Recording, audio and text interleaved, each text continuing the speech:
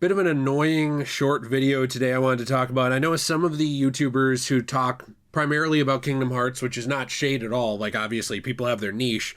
I know some of them already talked about this. Like, for example, Gamer's Joint already talked about this. He's someone I watch, I really like. Makes a lot of great Kingdom Hearts content. And I've been seeing it kind of make the rounds, but a lot of people don't know that this happened. A Kingdom Hearts game just got delisted. This is something that's really frustrating to me. And this was Kingdom Hearts Union Cross and Dark Road.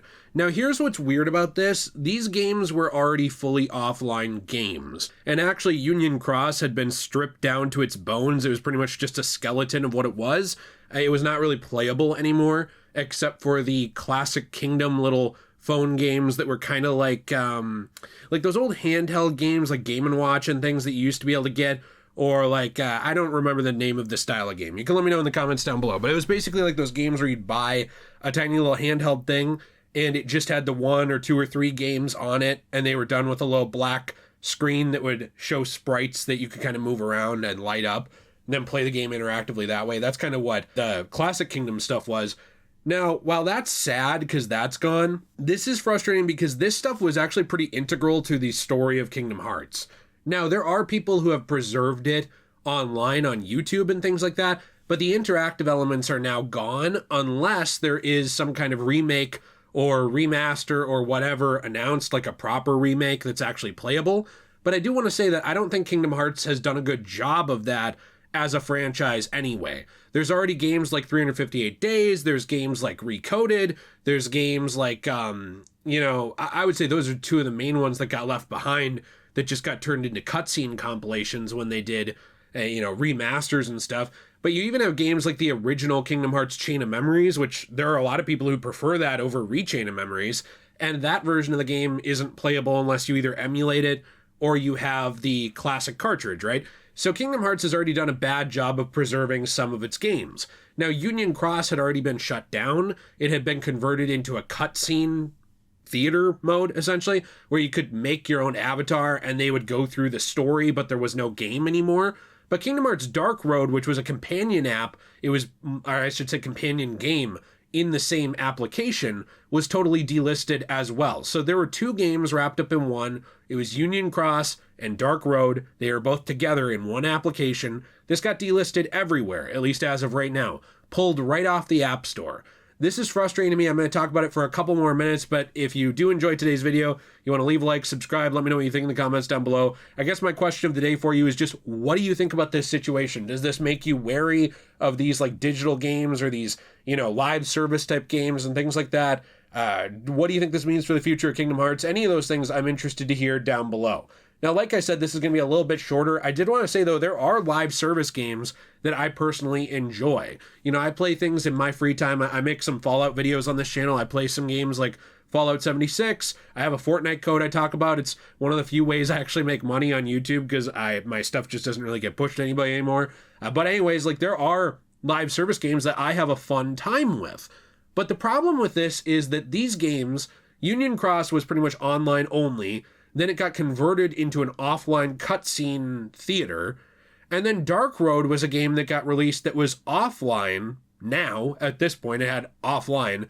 And it's focused around young Xehanort. Now, this was important because this established a lot of his story, a lot of his origin, how he ended up who he was in the main Kingdom Hearts games. And unfortunately, there is not really a lot of that story in those main Kingdom Hearts games. Like Kingdom Hearts 3 gets into his backstory a little bit.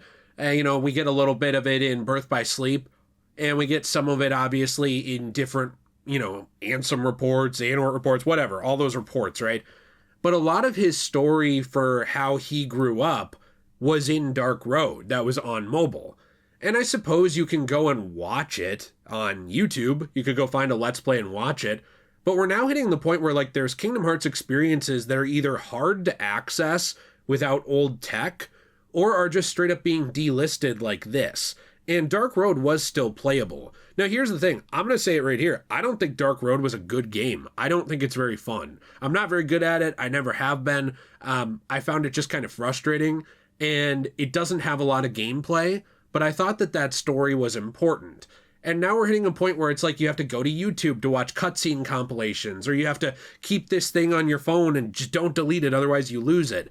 There are ways to get it back if you did lose this app, which I do want to point out. There is a way to re-download it in your download history on the Google Play Store. There is a way to re-download it on the iOS store in your download history. So there are ways to do that. I actually had to look up a tutorial on how to re-download an app that I had deleted off of my Pixel. When my phone basically broke because it had a factory issue, I had to replace my phone and I had to re-download all my apps on it, right? So I didn't even delete this game. It's just that when I re-downloaded my apps, I forgot to download that one since this happened recently, and then it got delisted. So then I had to go back in my account history, find it, re-download it that way. But we've even seen examples in the video game space where that ends up not doable. Remember things like PT? Well, that got delisted from PlayStation. They even went out of their way to make it not backwards compatible on the PS5, and I believe they made it so that you can't really re-download it even if you delete it. So there are ways for companies to do this. Then there's also Square Enix mobile games as well like this, or I should say mobile games based off Square Enix properties, like Star Ocean. I believe it was called Star Ocean Amnesis or something. It had one of the worst names ever. But that was a game that I played for a while as a big Star Ocean fan, and that got delisted a few years back as well. It just became unplayable, shut down, and it's dead. And this is something I'm noticing with a lot of these types of games, is that they are not forever. You know, they have the capability to make them forever, but they also have the capability to shut down the online portions, nerf the game, turn it into a cutscene simulation, or just straight up pull it off of, you know, the Play Store and the iOS store and digital storefronts and say, sorry, you can't have it anymore. So now here's the question. Are they going to remake this game and sell it to you? Like, is it now going to be, you know, the same story but a remade game that they sell, and now the free option is gone in order to get Xehanort's story? Are you just going to have to go and look up Xehanort's story on YouTube? No matter how it's handled, I do think that you should have some preservation of these games, whether they're good or not. I don't necessarily think Union Cross was very good when it was around. I don't necessarily think Dark Road was a very good game. But I thought that they had interesting stories that especially tied into things like Scala ad Caelum, which was a big deal for the future of the franchise, and a big deal for being a Keyblade wielder world that tied very heavily to Xehanort. This is also something that I thought Kingdom Hearts was getting better at. I know that there are games that they haven't done a good job of preserving as well, or at least preserving the playable aspects of, but I thought that they were trying to do more of a friendly ecosystem for their games where they were going to be more available on everything. You know, like where they were trying to release the, 1.5, 2.5, and eventually all of it, right, on pretty much everything, including Steam, so that no matter what platform you were on, you could actually be a Kingdom Hearts fan. Now, I grew up in the time, kid from the 90s here. There's probably people older than me in the comments. You'll remember this too then. When Kingdom Hearts was something that you had to buy like a little bit of everything to have. You know, if you didn't have a DS, you couldn't play 358. Oh, you didn't have a, DS or a Game Boy Advance, you couldn't play Chain of Memories until they released the PS2 remake, Chain of Memories, which I think is, in a lot of ways, less fun. If you didn't have a Japanese PlayStation 2, you couldn't play Final Mix or, Kingdom Hearts 2 Final Mix. There were all of these different things that separated the games, even Birth by Sleep being put onto the PSP. Now, over the years, they've done a better job of compiling those things into releases on things like the PlayStation and Steam and other stuff, right? Where it's actually been more user-friendly to get into the series. Big backlog, but user-friendly to become a Kingdom Hearts fan.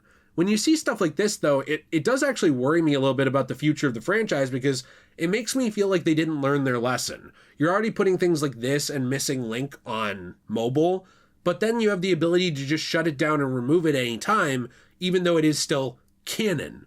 That's what I think is ridiculous about it. It just shows you that I don't think they really learned their lesson.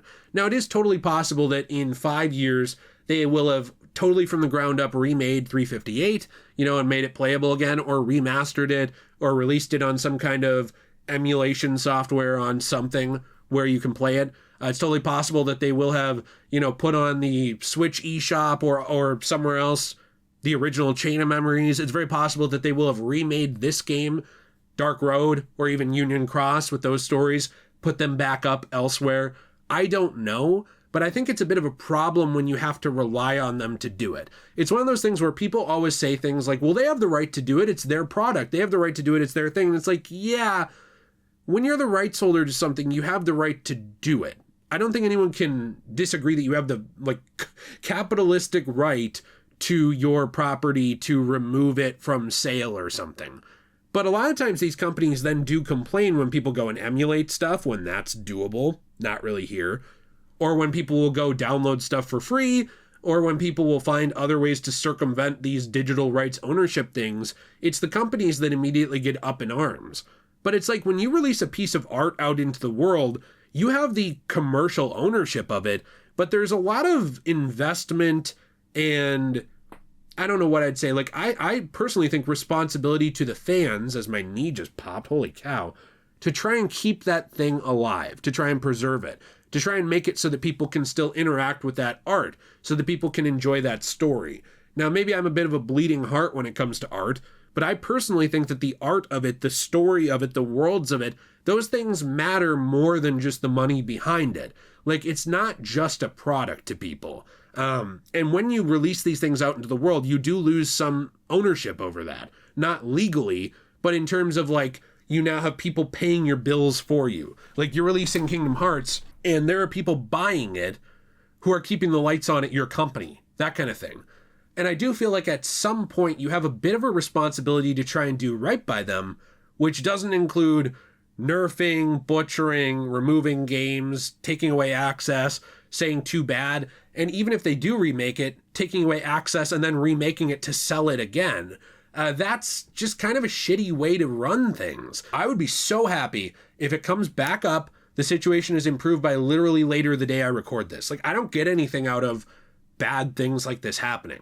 But it's just another reminder that, like, the digital age, if you don't have a disc in your hands that you can put in a console and that can run without needing a ton of internet, without needing a ton of patches, without needing a constant online connection, if you don't have that stuff, they have the ability to take things away from you. That's just how it is. And it's just a real bummer because it makes me worried that they're not learning the lesson that I thought they learned about Kingdom Hearts, that the best way to get people to enjoy the franchise is to release the games in as many places as possible, or at least in one central location, like PlayStation or Steam, heck, Xbox, I don't care. I'm just saying a central location where people can go to play the series. I prefer it everywhere, but it needs to be at least in kind of like one ecosystem so that people don't have to go and, you know, relive the days of my childhood where you had to have a DS and a Game Boy and a PSP and a PS2 and a PS3 and, you know, all this crap just to enjoy and understand the series without having to go watch stuff on YouTube. I think that should be kind of unacceptable, and it's too bad to see this move because it worries me that that's kind of a direction they're heading again. Let me know what you think in the comments down below. I'm always interested in it. For some reason, there's a lot of like people who enjoy video games who don't care about game preservation or who are outright against it. I find that bizarre, like unless they're like sock accounts for a company or something. I don't get why someone would want that. To me, it just seems like something where it would be in the best interest of everyone to keep these things accessible. But I'm interested to hear your thoughts in the comments down below. If you enjoyed this video, you want to leave a like, subscribe for more content. I appreciate you very much. I do have another channel, which is Degenerate Plays, where I've actually been playing through games. I played through Kingdom Hearts. I played through Kingdom Hearts Rechain of Memories. I'm going to play through Rechain of Memories Riku's storyline soon. I'm playing through Stellar Blade over there. So lots of fun stuff over there if you want to check it out. I'm trying to grow that channel. I do appreciate it very much. I also do have a store, cosmobunny.shop, where we make coasters, keychains, and trays out of recycled paper from comic books, manga, magazines, all kinds of other stuff. We prevent some of these things from going into landfills by using them to create transformative, fair use art for your home, and then we recycle the rest of it. So it's a fun time. Hope you'll check it out. Discount code DJAY123 for 10% off your first purchase there. Have a fantastic day, and as always, everyone, stay shui.